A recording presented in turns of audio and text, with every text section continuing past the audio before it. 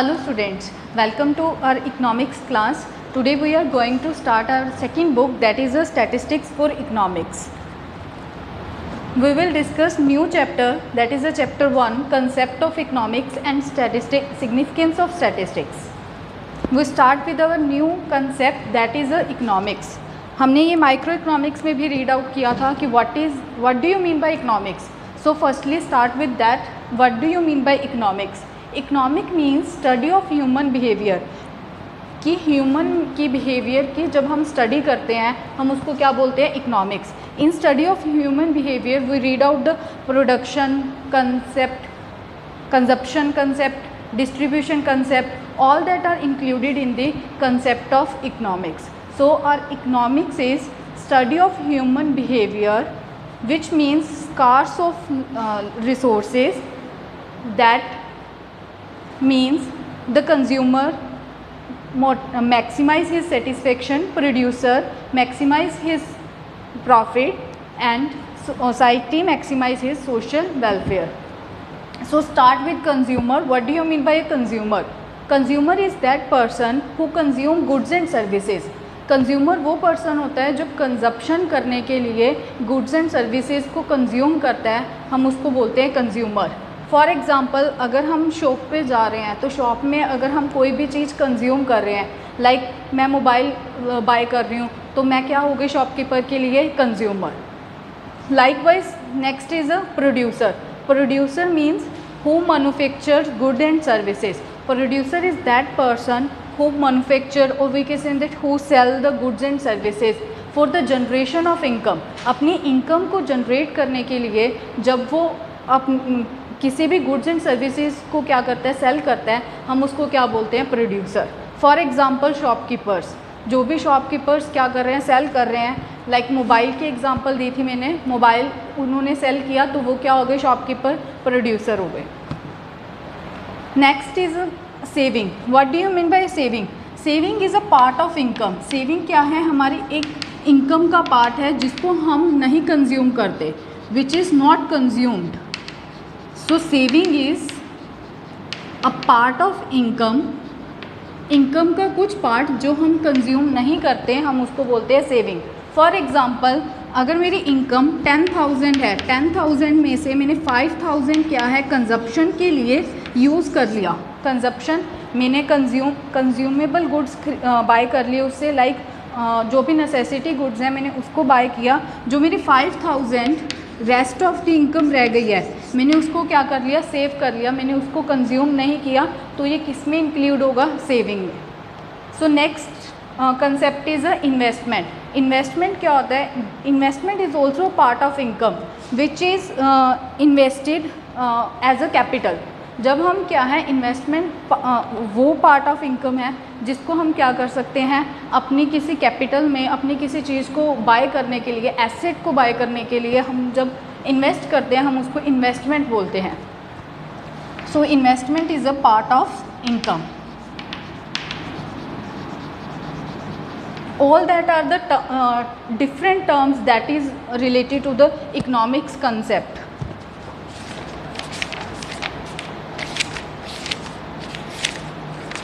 Next topic is what is economic activity. Economic activity क्या होता है, economic activity भी हमारे पास क्या है, एक एक्टिविटी जो भी पर्सन्स एक्टिविटी कर रहे हैं डेली रूटीन में for the generation of income, हम उसको क्या बोलते हैं, economic activity. Economic activity mainly related होती है जो भी हमारे स्कार्स रिसोर्सेज होते हैं. What do you mean by now scarce resources. Scarce means limited. जो भी लिमिटेड रिसोर्सेज की हेल्प से हम कोई एक्टिविटी कर रहे हैं, लाइक प्रोडक्शन कर रहे हैं किसी चीज़ की कंजप्शन कर रहे हैं, वो हमारी किस में इंक्लूड होंगी, इकोनॉमिक एक्टिविटीज़ में. अगर मैं बात करूं एग्रीकल्चर सेक्टर में, प्राइमरी सेक्टर में, सेकेंडरी सेक्टर में, टर्शरी सेक्टर में जो भी एक्टिविटीज़ डन की जाती हैं हम वो किस में इंक्लूड करते हैं, इकोनॉमिक एक्टिविटीज़ में. Next is economic problem. Economic problem क्या है, जो हम इकोनॉमिक्स रीड आउट कर रहे हैं वो हमें क्यों नीड हुई इकोनॉमिक्स रीड आउट करने की. तो कुछ हमारे पास इकोनॉमिक प्रॉब्लम अराइजेज हो रही थी जिसके कारण हमें क्या है, इकोनॉमिक्स को रीड करना पड़ा. तो वो कौन सी प्रॉब्लम थी, that is a problem of choice and problem of scarce resources. Scarce resources means क्या होता है, लिमिटेड रिसोर्सेज। जितने भी हमारे लिमिटेड रिसोर्सेज हैं उनके कारण हमें क्या है, इकोनॉमिक्स को रीड आउट करने की ज़रूरत पड़ी। Next is a problem of choice. Problem of choice means हमारे एक ही रिसोर्सेज के काफ़ी अल्टरनेटिव यूजेस होते हैं। अल्टरनेटिव यूजेस के कारण हमें चॉइस करने में प्रॉब्लम होती है कि हम ये किस पर्पस के लिए चूज़ करें। फॉर एग्ज़ाम्पल अगर मैं बात करूँ मिल्क की, milk is a resource and milk के हमारे पास अल्टरनेटिव यूजेस होते हैं, like for drinking, for coffee making, for curd, for milkshake. हम मिल्क को काफ़ी वे से ये क्या कर सकते हैं, यूटिलाइज़ कर सकते हैं, यूज़ कर सकते हैं। तो मिल्क के क्या है, अल्टरनेटिव यूजेस होने के कारण हमें ये चॉइस करने में प्रॉब्लम आ जाती है कि मिल्क को हमने किस पर्पस के लिए यूज़ करना है। तो इसीलिए हमें क्या है, इकोनॉमिक्स को रीड आउट करना पड़ा। ये हमारे कुछ कंसेप्ट थे, economics, consumer, producer, saving, investment and economic problems. Now the main concept is the 3 distinct components of economics. हमारे पास क्या क्या कंपोनेंट्स हैं इकोनॉमिक्स के, हम इसको टाइप्स नहीं कहेंगे इकोनॉमिक्स की, ये हमारे पास कंसेप्ट्स हैं जो इकोनॉमिक्स में रिलेटेड हैं इकोनॉमिक्स के। तो वो कौन कौन से कंपोनेंट्स हैं इकोनॉमिक्स के, that is the consumption, production and distribution. All are the 3 different concepts that are related to the economics. So start with our first concept, that is a consumption. Now what do you mean by a consumption? Consumption is the process where the consumer can consume the goods and services. Consumption एक process है जिस वे से consumer क्या है, consume करता है goods and services को, हम उसको क्या बोलते हैं, कंजप्शन। लाइक मैं कोई भी मिल्क की कंजप्शन कर रही हूँ फॉर ड्रिंकिंग पर्पस के लिए, कॉफ़ी को यूज़ कर रही हूँ फॉर ड्रिंकिंग पर्पस के लिए, वो क्या हो गई हमारी consumption. Next is a production. Production क्या होती है, production is the process where the manufactured goods will be converted to the finished goods. जब हमारे पास रॉ मटेरियल या फिर मैन्युफैक्चरिंग गुड्स होती हैं जो, उनको हम फिनिश्ड प्रोडक्ट में कन्वर्ट करते हैं, हम उसको बोलते हैं प्रोडक्शन। फॉर एग्ज़ाम्पल वुड की हेल्प से हमें पता है फर्नीचर तैयार होता है। तो ये क्या ये किसके एग्जाम्पल में इंक्लूड होगा, प्रोडक्शन के। वुड की हेल्प से हम जब फर्नीचर को क्या करते हैं, मैन्युफैक्चर करते हैं, हम उसको बोलेंगे that is the produced good. तो प्रोडक्शन की एग्जैक्ट डेफिनेशन क्या हुई, production is the process where the raw material will be converted to the finished product. Next is a distribution. Now what do you mean by distribution, you know the income. Distribution में हम जो भी हमारी income होती है, जब हम उसको क्या करते हैं, डिस्ट्रीब्यूट करते हैं इनटू द वेरियस फैक्टर्स, हम उसको बोलेंगे डिस्ट्रीब्यूशन। अब वेरियस फैक्टर्स कौन से हैं, that is included in the factors of production. Factors of production की बात करें, फैक्टर्स ऑफ प्रोडक्शन कौन कौन से होते हैं। फैक्टर्स ऑफ प्रोडक्शन हमारे पास हैं लैंड, लेबर, कैपिटल, ये हमारे पास क्या है, factors of the production. Factors of production में जब हम इनकम को डिस्ट्रीब्यूट करते हैं, हम उसको बोलेंगे डिस्ट्रीब्यूशन। जैसे लैंड में हम क्या है, in the form of rent provide करते हैं। लेबर है, लेबर को क्या प्रोवाइड करते हैं, वेजेस एंड सैलरीज, वेजेस या सैलरीज देते हैं। जो कैपिटल है, कैपिटल में हम क्या करते हैं, इंटरेस्ट देते हैं। हमारे पास नेक्स्ट होता है एंटरप्रेन्योरशिप। एंटरप्रेन्योरशिप क्या होता है, owner of the business man, मतलब जो भी बिजनेस है उसका ओनर, हम उसको बोलते हैं एंटरप्रेन्योरशिप। तो एंटरप्रेन्योरशिप का जो किस वे में हम इनकम उसको देंगे, as the way of profit. तो ये पार्ट्स की हेल्प से हम क्या करते हैं, अपनी इनकम को डिस्ट्रीब्यूट करते हैं। वो किस में इंक्लूडेड होता है, डिस्ट्रीब्यूशन में। ये थे हमारे पास कंपोनेंट्स ऑफ इकोनॉमिक्स, कौन कौन से, that is a consumption, second is a production, third is distribution. All the 3 are distinct with each other. Next जो हमारा न्यू स्टार्ट हो रहा है topic, that is a statistics. जो आपकी बुक का नेम है दैट इज़ अ स्टैटिस्टिक्स। तो अब हम देखेंगे what do you mean bye statistics. Statistics का मीनिंग क्या होता है एंड स्टैटिस्टिक्स क्या है। अगर मैं बात करूँ according to layman, layman means जिसको स्टैटिस्टिक्स की कोई नॉलेज नहीं है या इकोनॉमिक्स के बारे में कुछ नहीं जानता, उसको हम पूछें कि स्टैटिस्टिक्स क्या होता है, तो आपने प्रीवियस क्लासेस में मैथ्स में रीड आउट किया मीन, मीडियन, मोड। तो वो हम कह सकते हैं that is a statistics. But अगर या फिर हम बोल सकते हैं according to layman statistics means quantitative information और न्यूमेरिकल डाटा, कि जो स्टैटिस्टिक्स है उसमें क्वांटिटेटिव इंफॉर्मेशन आती है। क्वांटिटेटिव इंफॉर्मेशन मीन्स जो भी इंफॉर्मेशन होती है हम उसको नंबर्स में एक्सप्रेस करते हैं, हम उसको क्या बोलते हैं, स्टैटिस्टिक्स। मैंने क्या बोला, स्टैटिस्टिक्स मीन्स क्या है, quantitative information. Quantitative information means the information that are expressed in the form of numbers, that is known as the quantitative information. Statistics को हम क्या हैं, according to that book of statistics, हम statistics को 2 parts में read out करेंगे, that is a plural form and singular form. So start with our plural form. Plural form means क्या है, statistics. Statistics means quantitative information और quantitative facts and figures. According to your book, the definition is statistics are numerical statements of facts. Statistics क्या है, numerical statements हैं. Numerical means number form में जो भी हम facts हैं उनको read out करते हैं. In any department of inquiry, उसमें क्या होनी चाहिए, inquiry include होनी चाहिए. ये नहीं है कि हमारे पास only numerical data है, like a cow has 7 legs, a cow has 4 legs. That is included the number, but this is not a statistics. तो जो हमारी स्टैटिस्टिक्स है उसमें प्रॉपर इंक्वायरी होनी चाहिए और एक दूसरे से रिलेशन होना चाहिए. रिलेशन का मीनिंग क्या होता है कि हम उससे कंपैरिजन कर सकें. जब हम कंपैरिजन करते हैं किसी भी, लाइक 2010 एंड 2011 का मैं कंपैरिजन कर रही हूँ, तो वो किस में इंक्लूड होगा, स्टैटिस्टिक्स में.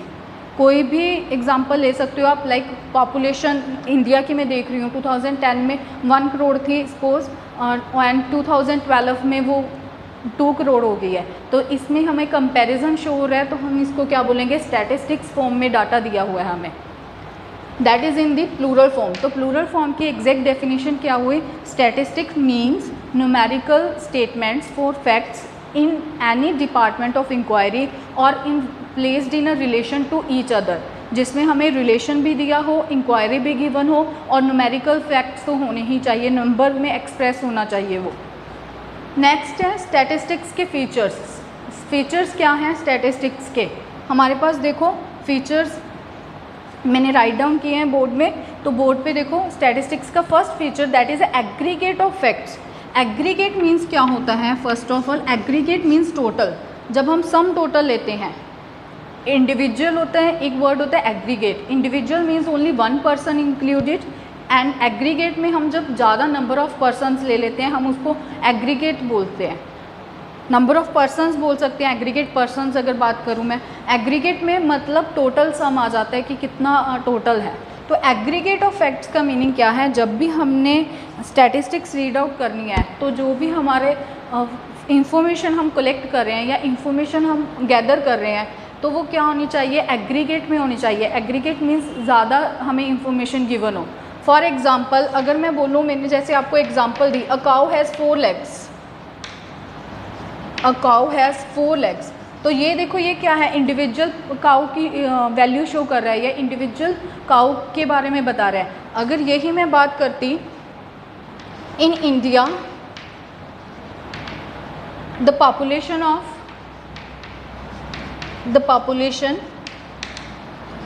in India the population is 1 crore at 2011, the population is 2 crore at 2012. तो इसमें देखो हमारे पास कंपैरिजन भी आ गया, एग्रीगेट मतलब ज़्यादा इंफॉर्मेशन भी आ गई. तो इसको हम क्या है स्टैटिस्टिक्स का, that is the main feature कि जो भी हमने स्टैटिस्टिक्स लेनी है वो न्यूमेरिकली एक्सप्रेस होनी चाहिए, प्लस उसमें जो इंफॉर्मेशन है वो ज़्यादा होनी चाहिए, एग्रीगेट में होनी चाहिए. Next is a numerically expressed. Numerically expressed means the information और the facts are expressed in the form of numbers. जो भी हमारी इंफॉर्मेशन है या फैक्ट्स हैं वो क्या होने चाहिए, नंबर्स की फॉर्म में एक्सप्रेस होने चाहिए, नंबर्स में होने चाहिए. लाइक मैंने बताया जैसे 2011 में 1 करोड़ है, 2012 में 2 करोड़ है, 2013 में 3 करोड़ है. तो ये क्या है, न्यूमेरिकली एक्सप्रेस हो रहा है डाटा, हम इसको क्या बोलेंगे स्टैटिस्टिक्स में. Next third point is affected by multiplicity of causes. Affected means you know that affected means जो भी हमारा डाटा है वो किस चीज़ से इफ़ेक्ट होता है, तो affected by multiplicity of causes. Multiplicity means क्या होता है, ज़्यादा कारण के कारण क्या है हमारा जो स्टैटिस्टिक्स का डाटा है या इंफॉर्मेशन है वो क्या होता है, इफ़ेक्ट होता है। तो मैं इसकी एग्जांपल दे रही हूँ। देखो, अगर मैं बात करूँ कि प्राइजेज़ इंक्रीज़ हो गए हैं, लाइक अभी आपको पता है कोविड का सीज़न चल रहा है, तो कोविड के सीज़न के कारण जो प्राइजेज़ हैं वो क्या हो रहे हैं, अप हो रहे हैं। पेट्रोल के प्राइजेज़ देखो कितने हाइक पे हैं, तो जो प्राइजेज़ वो हाइक पे हो रहे हैं, ठीक है ना। मैंने बोल दिया prices increased by 20%।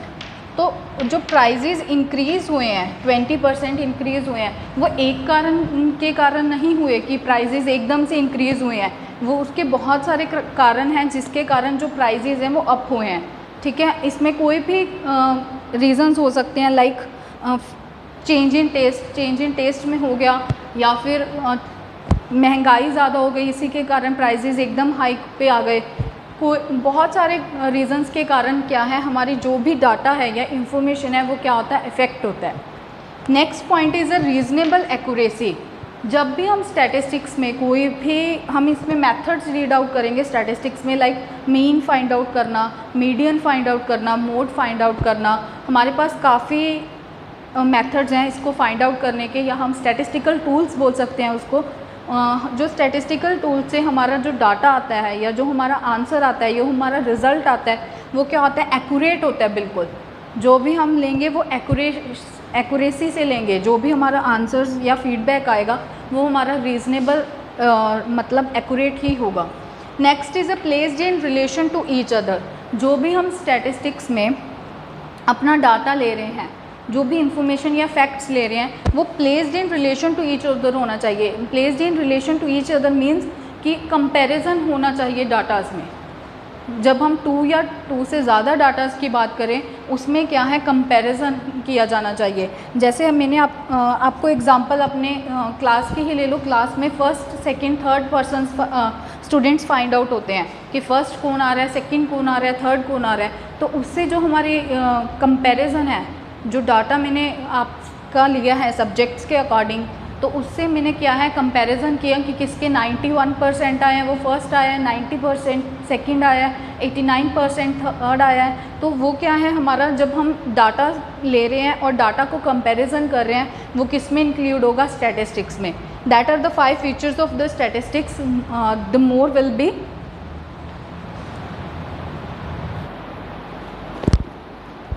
yes. After the 5th point, the 6th point is predetermined purpose. Predetermined purpose means predetermined objective भी हम इसको बोल सकते हैं कि जो भी स्टैटिस्टिक्स है, स्टैटिस्टिक्स को जब भी हम इंफॉर्मेशन कलेक्ट करते हैं तो हमारा उससे पहले एक ऑब्जेक्टिव होता है कि जो हमारा डाटा है वो हमने क्यों कलेक्ट करना है। तो जो भी हम इंफॉर्मेशन कलेक्ट कर रहे हैं, हम विदाउट प्री डिटर्मिन्ड ऑब्जेक्टिव नहीं करते। जो विदाउट प्री डिटर्मिन्ड ऑब्जेक्टिव से हमारा डाटा कलेक्ट होता है, हम उसको जस्ट न्यूमेरिकल डाटा बोल सकते हैं। जो स्टैटिस्टिक्स होता है, स्टैटिस्टिक्स में हमारा डाटा कलेक्ट करने का एक ऑब्जेक्टिव होता है, जो हमारा पहले प्लान्ड होता है कि हमने ये डाटा क्यों कलेक्ट करना है। फॉर एग्ज़ाम्पल, अगर हम बात करें आपके जो मार्क्स हैं, क्लास में जो मार्क्स आते हैं, तो मार्क्स जो हम ले रहे हैं, मार्क्स का डाटा हम कलेक्ट कर रहे हैं, तो वो किसी पर्पज़ के लिए हम आपका रिज़ल्ट तैयार कर रहे हैं, उस पर्पज़ के लिए हम उसको डाटा को कलेक्ट कर रहे हैं। तो वो क्या है, हमारा प्री डिटर्मिन्ड पर्पज़ है कि हम जो मार्क्स का डाटा कलेक्ट कर रहे हैं उसका हमारे पास ऑब्जेक्टिव है कि हमने इससे रिज़ल्ट फाइंड आउट करना है आपका, कि आपका रिज़ल्ट क्या है। Next is a enumerated and estimated. Enumerated and estimated means क्या होता है कि जो भी हम अपना स्टैटिस्टिक्स में डाटा कलेक्ट कर रहे हैं वो हम एस्टिमेटेड भी ले लेते हैं कई बार। फॉर एग्ज़ाम्पल, अगर मैं बात करूं, अभी कोविड चल रहा है, तो कोविड में जो पर्सन्स डाई हुए हैं, हमें एग्जैक्ट फिगर नहीं पता उसके कि एग्जैक्ट फिगर में कितने पर्सन्स डाई हुए हैं। तो जो भी पर्सन्स डाई हुए हैं, हम उसका जस्ट एस्टिमेट ले रहे हैं कि इतने पर्सन्स क्या हो गए, डाई हो गए। फॉर एग्ज़ाम्पल, एक और एग्ज़ाम्पल मैं बता रही हूँ आपको। जैसे आप रैली में जा रहे हैं, रैली में कितने पर्सन्स एड्रेस्ड हुए हैं, रैली में कितने पर्सन्स आ रहे हैं, वो भी हम एस्टिमेटेड लगाते हैं। 1 लाख पीपल एड्रेस्ड इन रैली, जो भी हमारी रैली हो रही है, ठीक है। नेक्स्ट है हमारे पास point, that is collected in a systematic manner. जो भी हमारा डाटा है वो हम प्रॉपर सिस्टमेटिक फॉर्म में कलेक्ट करते हैं। सिस्टमेटिक फॉर्म में क्या है, हमारे कुछ स्टैटिस्टिक्स में स्टेजेस हैं, हम उस स्टेजेस में कलेक्ट करते हैं। जैसे आप फॉर एग्जांपल अगर मैं बात करूं आपके मार्क्स की, स्कूल में आपके मार्क्स जो कलेक्ट किए जाते हैं वो भी रोल नंबर वाइज हम राइट डाउन करते हैं। वो क्या है, एक सिस्टमेटिक मैनर में जो भी डाटा है आपका वो कलेक्ट किया जाता है। That all are the features of 8 features of the statistics in the plural form. हमने स्टैटिस्टिक्स प्लूरल फॉर्म में की है। स्टैटिस्टिक्स प्लूरल फॉर्म में हमारे पास 8 फीचर्स थे, that is aggregate of facts, numerically expressed, affected by multiplicity of causes, reasonable accuracy, placed in relation to each other, pre determined purpose, estimated and collected in a systematic manner. So that's all for today. Thank you and have a nice day.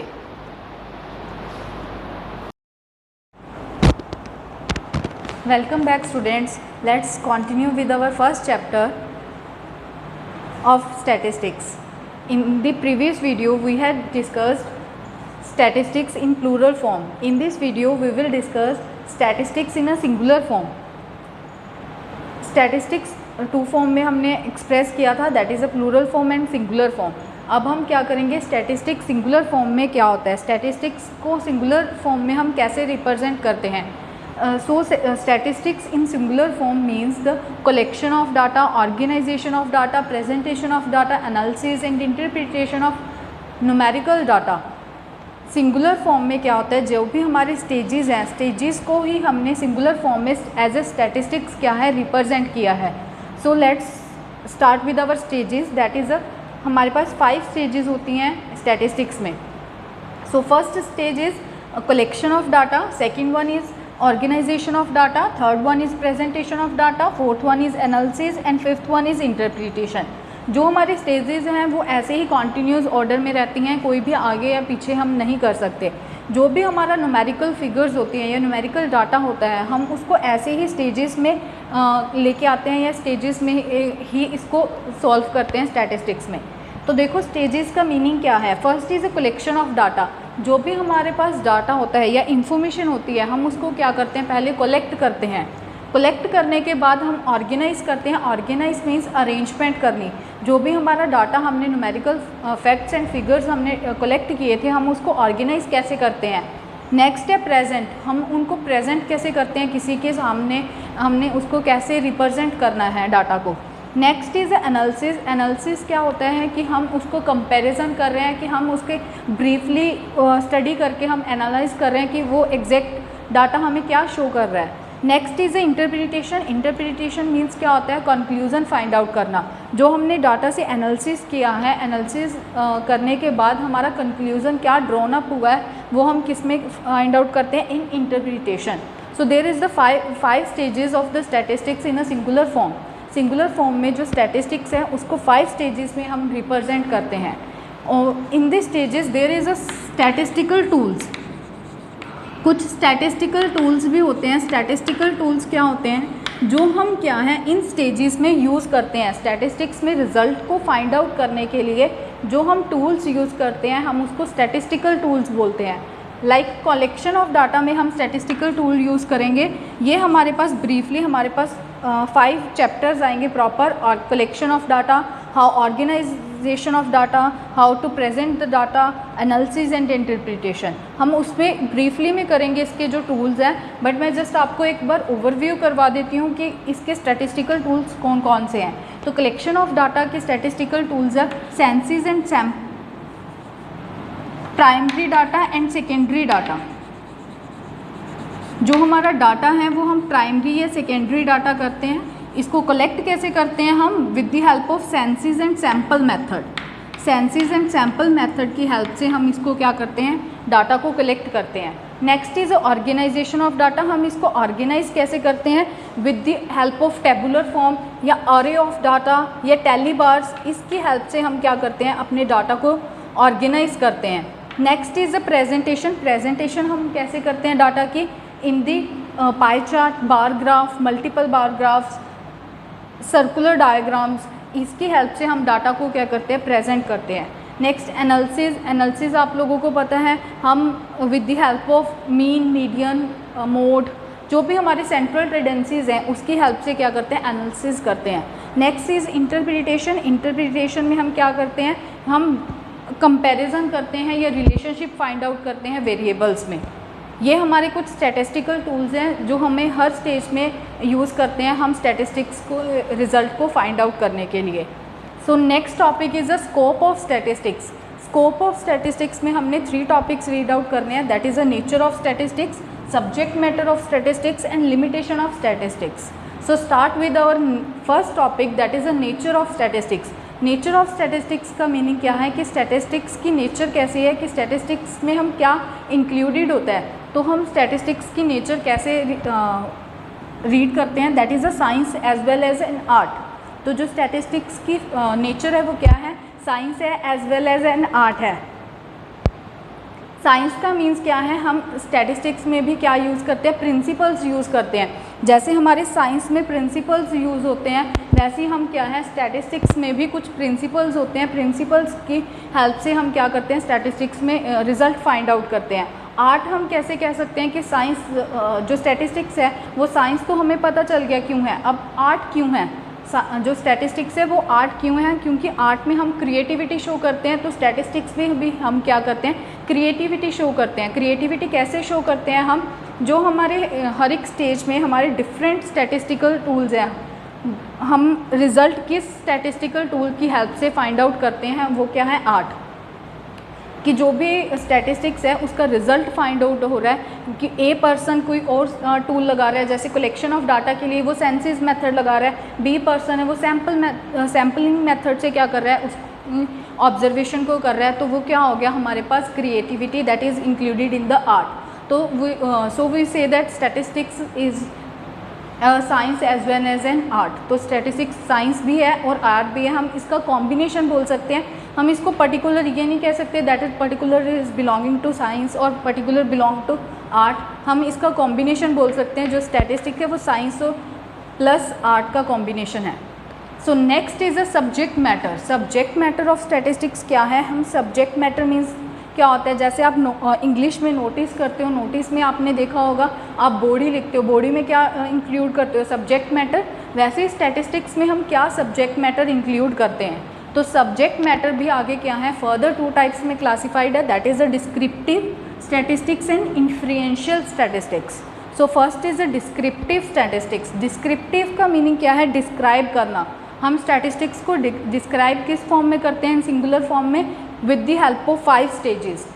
5 stages की help में हम क्या करते हैं, describe करते हैं statistics को। तो डिस्क्रिप्टिव में क्या आएगी, हमारी 5 की 5 स्टेजेस इंक्लूडेड होंगी कि कलेक्शन कैसे करनी है डाटा की, उसको अरेंजमेंट कैसे करनी है डाटा की, ऑर्गेनाइज कैसे करना है, नेक्स्ट प्रेजेंट कैसे करना है डाटा को, उसके बाद एनालिसिस कैसे करनी है डाटा की, उसके बाद इंटरप्रिटेशन। ये सभी क्या है डिस्क्रिप्टिव फॉर्म में क्या होगी, इंक्लूडेड होगी। तो descriptive statistics is included all the 5 stages of the statistics. Next is influential statistics. In influential statistics में क्या होता है, जो भी कंक्लूजन है ड्रॉन अप करते हैं हम with the help of a sample. The conclusion are drawn up from the sample, that is known as the influential statistics. Influential statistics में हम क्या करेंगे, कंक्लूजन हम ड्रॉन करेंगे with the help of sample. Now what do you mean by a sample. Sample क्या होता है, हम यूनिवर्स में से हम क्या है कुछ पर्टिकुलर सैम्पल पिक करते हैं। फॉर एग्जांपल अगर मैं बात करूं आपकी क्लास की, सपोज आपके क्लास +1 में 100 स्टूडेंट्स हैं, तो 100 स्टूडेंट्स मेरे लिए क्या हो गए, यूनिवर्स, और we can say that population. जो मैं यूनिवर्स वर्ड बोलूँगी इन स्टैटिस्टिक्स, तो यूनिवर्स का मीनिंग क्या होता है कि मेरे पास कितने मैं पर्सनस का डाटा इंक्लूड कर रही हूँ, दैट इज़ अ यूनिवर्स। तो क्लास 11th में मैंने 100 स्टूडेंट्स लिए हैं, तो 100 स्टूडेंट्स मेरे लिए क्या है, यूनिवर्स है एंड पॉपुलेशन है। In the universe we pick the some students as a sample. For example मैंने 10 स्टूडेंट्स पिक किए, तो 10 स्टूडेंट्स हैं जो रिप्रेजेंट कर रहे हैं फुल 100 स्टूडेंट्स को। जो 10 स्टूडेंट्स हैं जो मेरे एज अ सैम्पल मैंने लिए हैं, वो क्या है, 100 स्टूडेंट्स को बिलोंग कर रहे हैं, 100 स्टूडेंट्स का रिजल्ट दिखा रहे हैं मेरे को। तो 10 स्टूडेंट्स के हेल्प से मैंने कंक्लूजन ड्रॉन किया है कि 10 स्टूडेंट्स के अकॉर्डिंग जो आपकी क्लास के एवरेज है इन स्टडीज़ में वो 50% है, तो वो 100% का डाटा दिखा रही है, मेरे को शो कर रही है। ओनली 10 स्टूडेंट्स तो जस्ट मैंने पिक किए हैं, कुछ इंटेलिजेंट ले लिए, कुछ मैंने बिल्कुल वीक स्टूडेंट्स ले लिए, कुछ मैंने मीडियोकर स्टूडेंट्स ले लिए। इसकी हेल्प से जो मेरा डाटा है वो मतलब कंक्लूजन ड्रॉन अप हो गया है हमारा। वो किस में इंक्लूड होगा? Inferential statistics. तो so inferential statistics are that statistics where the conclusion are drawn up from the sample. Next topic is the limitation of statistics. अब हम क्या है, स्टैटिस्टिक्स में क्या क्या लिमिटेशंस लेके चलते हैं कि अगर ये लिमिटेशंस होंगी तभी जो हमारा स्टैटिस्टिक्स है वो वर्क करेगा। जो हमारी स्टैटिस्टिक्स है तभी वर्क करेगी अगर हमारी लिमिटेशंस क्या होंगी, फुलफिल होंगी। So our 5 limitations are there. First is the study of numerical facts only. हमने ये फर्स्ट प्लूरल फॉर्म में फीचर भी किया था फर्स्ट वीडियो में, तो हम इसी में रीड आउट करेंगे, study of numerical facts only. इसका मीनिंग क्या होता है कि हम स्टैटिस्टिक्स में ओनली क्वांटिटेटिव इंफॉर्मेशन लेते हैं, क्वालिटेटिव इंफॉर्मेशन नहीं लेते। Now what do you mean by qualitative and quantitative? Qualitative का मीनिंग क्या होता है? जब मैंने डाटा को रिप्रेजेंट किया in the form of small, big, rich, poor, quality के बेसिस पे जब मैं डाटा को रिप्रेजेंट करूँगी, that is the qualitative information. If I represent in the form of numbers, that is known as the quantitative information. अगर यही मैं numbers की फॉर्म में रिप्रेजेंट करती हूँ, न्यूमेरिकल फिगर्स की फॉर्म में रिप्रेजेंट करूँगी डाटा को, that is included in the quantitative information. तो जो भी हमारा स्टैटिस्टिक्स में हम सिर्फ क्या लेते हैं, न्यूमेरिकल फैक्ट्स लेते हैं। जो भी हमारे पास टर्म्स होंगे या इंफॉर्मेशन होगी वो हम न्यूमेरिकल नंबर्स के फॉर्म में एक्सप्रेस करेंगे। Next is aggregates only. हम क्या है, इसमें एग्रीगेट्स लेंगे। हमने ये भी फीचर्स में रीड आउट किया था प्लूरल की। एग्रीगेट मीनिंग क्या होता है? हम सम टोटल लेते हैं या जिसमें कंपैरिजन हो सके। हम ज़्यादा से ज़्यादा डाटा कवर अप करने की कोशिश करते हैं इन दी स्टैटिस्टिक्स। लाइक एग्रीगेट की एग्जांपल देती हूँ। फॉर एग्जांपल अगर मैं बात करूँ कि ए पर्सन की सैलरी 50,000 है, ए पर्सन की सैलरी 50,000 है, तो this is not aggregate data, क्योंकि इसमें ओनली इंडिविजुअल पर्सन की बात की गई है। अगर यही बात करूँ मैं, B person got 40,000 salary, C person got 30,000 salary, D person got 70,000 salary, ये क्या हो गया? एग्रीगेट नंबर ऑफ पर्सनस का डाटा मैंने इंक्लूड किया है। तो मैं इसकी हेल्प से एक कंक्लूज़न भी ड्रॉन कर सकती हूँ। इवन आई कंपेयर इट, मैं इसको कंपेयर भी कर सकती हूँ कि ए की ज़्यादा सैलरी है, बी की ज़्यादा सैलरी है, या सी की है या डी की। मैं कंपैरिजन भी कर सकती हूँ। तो एग्रीगेट्स में हम क्या कर सकें, जो डाटा है वो ज़्यादा नंबर्स में ले सके, प्लस उसमें कंपैरिजन कर सके। हम स्टैटिस्टिक्स में ऐसे ही डाटा को मेंशन करते हैं। Next is homogeneity of data. What do you mean bye homogeneity? First of all, homogeneity means same. जो भी हम डाटा लेंगे वो क्या है, हम सेम यूनिट्स में लेंगे। फॉर एग्ज़ाम्पल मैंने आपको अभी एग्ज़ाम्पल दी सैलरीज़ की, तो जो सैलरीज़ हैं वो मैंने किस फॉर्म में ली हैं, किस यूनिट में ली हैं? रुपीज़ की फॉर्म में। टेक अनदर एग्ज़ाम्पल, अगर मैं बात करूँ कोई भी यूनिट की, फॉर एग्ज़ाम्पल अगर मैंने किसी चीज़ की वेजिटेबल्स की बात करनी है, तो वेजिटेबल्स मैं केजी फॉर्म में लूँगी, उसको लीटर फॉर्म में नहीं ले सकती कि ओनियन 4 लीटर ले लूँ। No, onion will be pick from 4 kg। तो जो भी है मैं सेम यूनिट्स में लूँगी डाटा को। हम वो स्टैटिस्टिक्स में हमेशा सेम डाटा ही लिया जाता है, होमोजेनिटी देखी जाती है, होमोजीनियस डाटा को प्रेफरेंस दी जाती है। Next is a without reference result में prove to be wrong. Very important limitation. Without reference result में भी प्रूव टू बी रॉन्ग। मैं आपको इसके एग्जाम्पल करवा रही हूँ। एग्जाम्पल की हेल्प से समझो कि अगर मैं रेफरेंस नहीं देती तो रिज़ल्ट कैसे रॉन्ग हो सकते हैं इन स्टैटिस्टिक्स। फॉर एग्ज़ाम्पल आपके पास 2 कंपनीज़ हैं, company A and company B. Company A and company B 3 years के प्रॉफिट्स ले रही हूँ मैं, कंपनी ए के, कंपनी बी के। फॉर एग्ज़ाम्पल कंपनी ए को फर्स्ट ईयर 1000 प्रॉफिट हो रहा है, second year 2000, third year 3000। In company B 3000, 2000 and 1000।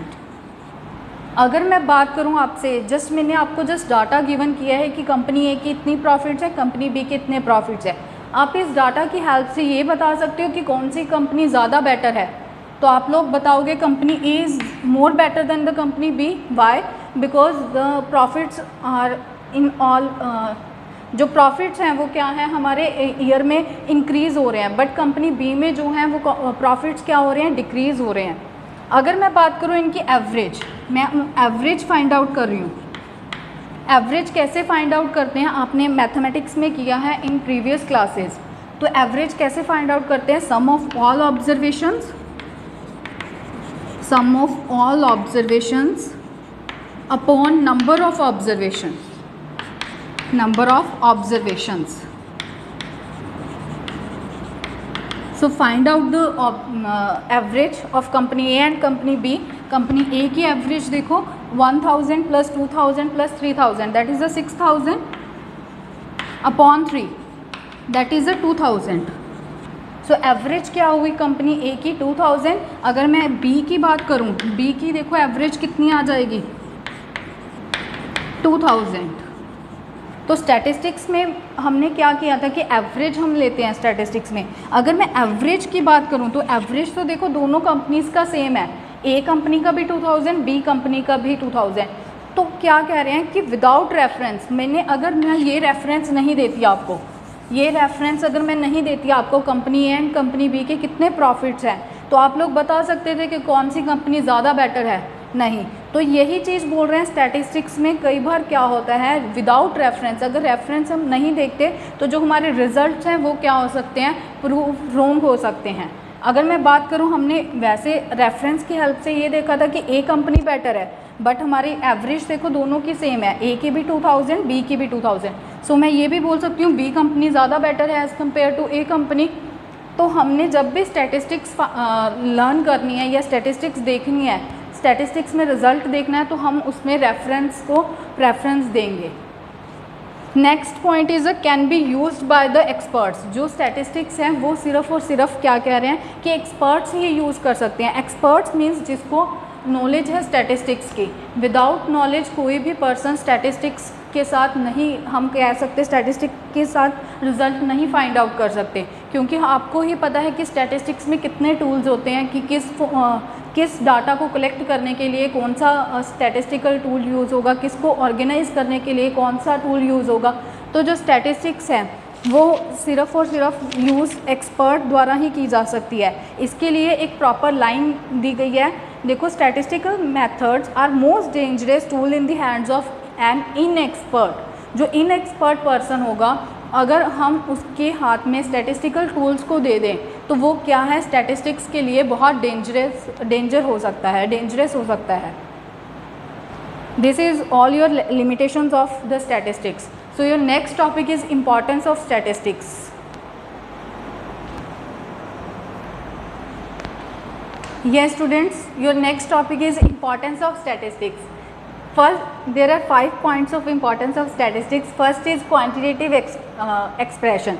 So what do you mean by quantitative expression? ये आपकी हर एक पॉइंट में आ रहा है कि हमने प्लूरल फॉर्म में भी किया, हमने उस लिमिटेशंस में भी किया कि जो भी डाटा आप स्टैटिस्टिक्स में लोगे वो क्या होना चाहिए, क्वांटिटेटिव एक्सप्रेशन शो करना चाहिए। मीन्स जो भी आपने डाटा लेना है, एग्जाम्पल ले रहे हो आप किसी भी चीज़ की, वो न्यूमेरिकली रिप्रेजेंट होनी चाहिए। ये इसकी इम्पॉर्टेंस है कि स्टैटिस्टिक्स में हम जो भी डाटा रियल लाइफ प्रॉब्लम्स भी लेते हैं। फॉर एग्जांपल अगर मैं बात करूँ कि आपके जैसे पॉपुलेशन बहुत ज़्यादा इंक्रीज़ड है एंड जो पॉपुलेशन में अनएम्प्लॉयमेंट और एम्प्लॉयमेंट कितनी है, वो अगर मैं रिप्रेजेंट करूँ इन द फॉर्म ऑफ न्यूमेरिकली कैसे रिप्रेजेंट कर सकती हूँ। फॉर एग्ज़ाम्पल पॉपुलेशन आपके पास 2 करोड़ है, 2 करोड़ में 40% पर्सनस क्या हैं अनएम्प्लॉयड है एंड 60% पर्सनस क्या हैं एम्प्लॉयड है। तो इससे आप इजीली कंपैरिजन कर सकते हो। तो जो भी डाटा है वो क्या है, क्वांटिटेटिव एक्सप्रेशन है। स्टैटिस्टिक्स हेल्पफुल है हमारे लिए डेली रूटीन्स में भी, अगर हम रियल लाइफ प्रॉब्लम्स भी हम देखें। Next point is intersectoral and intertemporal comparison. Now what do you mean by intersectoral and intertemporal? First of all, sectoral means sector, जब हम क्या है सेक्टर्स देखते हैं, सेक्टर्स में कंपैरिजन देखते हैं, टेम्पोरल मीन्स टाइम में, जब हम टाइम वाइज क्या है कंपैरिजन देखते हैं। फॉर एग्जांपल अगर मैं बात करूं आपके सेक्टर्स के अकॉर्डिंग, सेक्टर्स में देखो रूरल में कितनी अनएम्प्लॉयमेंट है, अर्बन में कितनी अनएम्प्लॉयमेंट है, या हम देखें रूरल एरियाज़ में कितनी पॉपुलेशन है एंड अर्बन एरियाज़ में कितनी पॉपुलेशन है, that is a inter sectoral comparison. अगर बात करूँ इंटर टेम्पोरल मीन्स 2011 में इतनी पॉपुलेशन थी 1 करोड़, 2012 में 2 करोड़, 2013 में 3 करोड़। तो ये क्या शो कर रही है, टाइम वाइज हमारा कंपैरिजन शो कर रही है, that is included in the inter temporal comparison. तो स्टैटिस्टिक्स ने हमें ये वर्ड्स दिए हुए हैं inter sectoral and inter temporal कि इसकी हेल्प से हम क्या है इजीली कंपेयर कर सकें डिफरेंट सेक्टर्स में, डिफरेंट टाइम वाइज हम क्या कर सकें, इसको ईजिली कंपेयर कर सकें। Third point is a construction of economic theories. हम क्या है स्टैटिस्टिक्स की हेल्प से इकोनॉमिक थ्योरीज कंस्ट्रक्ट करते हैं। कंस्ट्रक्ट मीन्स हम फॉर्म करते हैं economic theories, economic law, economic policies, किसकी हेल्प से, स्टैटिस्टिक्स की हेल्प से। फॉर एग्जांपल अगर आपको पता है, जैसे आपने माइक्रो इकोनॉमिक्स में किया है कि प्राइस एंड डिमांड में क्या रिलेशन है, आपने देखा कि प्राइजेज़ अगर इंक्रीज़ होती हैं तो डिमांड क्या होती है, डिक्रीज़ होती है। कि हमने ये भी क्या है स्टैटिस्टिक्स की हेल्प से ये जो रिलेशन है ये फाइंड आउट किया है। तो इसकी हेल्प से हमने एक लॉ बना दिया, that is a law of demand. आपने माइक्रो इकोनॉमिक्स में रीड आउट किया होगा, लॉ ऑफ डिमांड क्या था, inverse relationship between price and demand. तो वो भी किसकी हेल्प से आया, स्टैटिस्टिक्स की हेल्प से। Next point is a economic forecasting. Economic forecasting means क्या होता है, आपने फोरकास्टिंग वर्ड सुना होगा। फोरकास्टिंग मीन्स क्या होता है, फ्यूचर में हम लगाते हैं, अनुमान लगाते हैं कि एग्जैक्ट हमारा फ्यूचर में क्या चीज़ हो सकती है, क्या चीज़ नहीं हो सकती। लाइक आप वेदर फोरकास्टिंग वर्ड सुना होगा कि आज बारिश हो सकती है, नहीं हो सकती, बिटवीन 1 to 10 डेज़ में कितने दिन तक हमारी जो बारिश है वो हो सकती है, वो होती है फोरकास्टिंग। विद सेम एज़ कि इकोनॉमिक्स में स्टैटिस्टिक्स की हेल्प से हम इकोनॉमिक फोरकास्टिंग करते हैं। फॉर एग्ज़ाम्पल आपने देखा 2014, 15, 16, 17, 18 प्राइजेज़ ऑफ पेट्रोल क्या हो रहे हैं, इंक्रीज़ हो रहे हैं। इतने ईयर्स में क्या है प्राइजेज़ ऑफ पेट्रोल क्या हुए, इंक्रीज़ हुए। 14 में भी इंक्रीज़ हुए, 15 में भी, 16 में भी, 17 में भी एंड 18 में भी। अब आप लोग फोरकास्ट कर सकते हो कि 2020 में भी क्या कर सकते हैं, जो प्राइजेज़ ऑफ पेट्रोल हैं वो क्या हो सकते हैं, इंक्रीज़ हो सकते हैं। ये क्या होती है, इकोनॉमिक फोरकास्टिंग। अब जब हम अनुमान लगा देते हैं पिछले ईयर्स की हेल्प से कि जो हमारे आने वाली प्राइजेज़ हैं या आने वाली डिमांड है, आने वाली सप्लाई है, वो कैसी होगी, इंक्रीज़ होगी या डिक्रीज़ होगी, that is included in the economic forecasting. ये भी किसकी हेल्प से हम कर सकते हैं, स्टैटिस्टिक्स की हेल्प से फाइंड आउट कर सकते हैं। Next is a formulation of policies. This is your last point of importance of statistics, that is the formulation of policies. With the help of statistics you can form the policies. आप policies बनाते हो, आप economics में read out करोगे, आपके पास policies होती हैं। जैसे आपने वर्ड सुना होगा ओल्ड एज पेंशन, तो ये भी एक पॉलिसी बनी हुई है कि ओल्ड एज पेंशन्स प्रोवाइड की जाती हैं ओल्ड एज पर्सनस को। वो भी क्या है, स्टैटिस्टिक्स की हेल्प से हम देख रहे हैं कि कितने पर्सनस हैं जो ओल्ड एज के पेंशन के लिए आ रहे हैं, कैपेबल हैं, उसको हम ओल्ड एज दे सकते हैं या नहीं दे सकते। या हम बोल सकते हैं गवर्नमेंट बजट जो बन रहा है हमारा, वो भी with the help of statistics बना रहे हैं हम, कि रेलवेज़ पे हम कितना प्राइस खर्च कर सकते हैं, एक्सपेंडिचर कितना हो सकता है, इन इलेक्ट्रॉनिक आइटम्स में कितना एक्सपेंडिचर हो सकता है। उसकी हेल्प से जो भी हम पॉलिसीज़ फॉर्म कर रहे हैं वो भी क्या कर रहे हैं, इम्पॉर्टेंस ऑफ स्टैटिस्टिक्स है। So all the 5 points are the importance of statistics, that is quantitative expression, intersectoral and intertemporal, construction of economic theories, economic forecasting and formulation of policies. This is all your first chapter. आपका इस 2 videos में first chapter cover हो चुका है and I hope आपको समझ में आ गया हो। That's all, thank you and have a nice day.